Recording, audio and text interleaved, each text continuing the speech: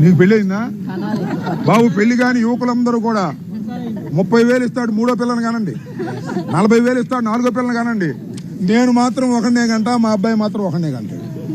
ఏంది ఇది? చంద్రబాబు నాయుడు గారు మాత్రం ఒకనే గంటాడు, వాళ్ళ అబ్బాయి కూడా ఒకనే గంటాడు. ఆయన ఇంకొక ఉన్నాడు, వాళ్ళ అబ్బాయి మనవడు, అతను కూడా ఒకనే గంట. రాసుకోండి రేపు. వాళ్ళ ఆస్తులు మాత్రం చెదరకూడదు, వాళ్ళ ఆరోగ్యాలు మాత్రం దెబ్బతినకూడదు.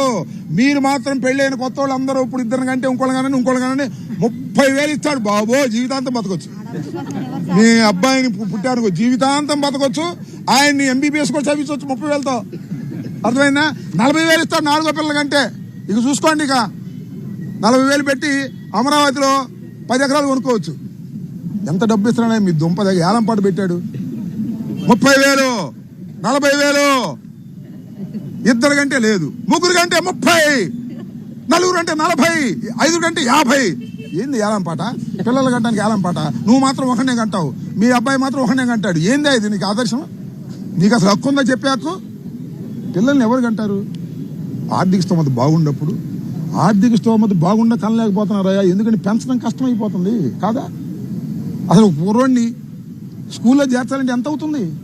చదివించాలంటే ఎంత అవుతుంది? వాళ్ళ భవిష్యత్తు ఏంటి? ఏం అవసరం? కనండి డబ్బులు ఇస్తాడు. ఎందుకు అనేది? నీ దుంపదేగా. అందువల్ల మీరందరూ విలేకరులు అందరూ పెళ్ళైన వాళ్ళు ఎవరు ఉంటే యువకులు, ఇద్దరు కంటే ఆపమాకండి, మూడో వాళ్ళని కనండి. ఇంటికి మిమ్మల్ని కొడతారు.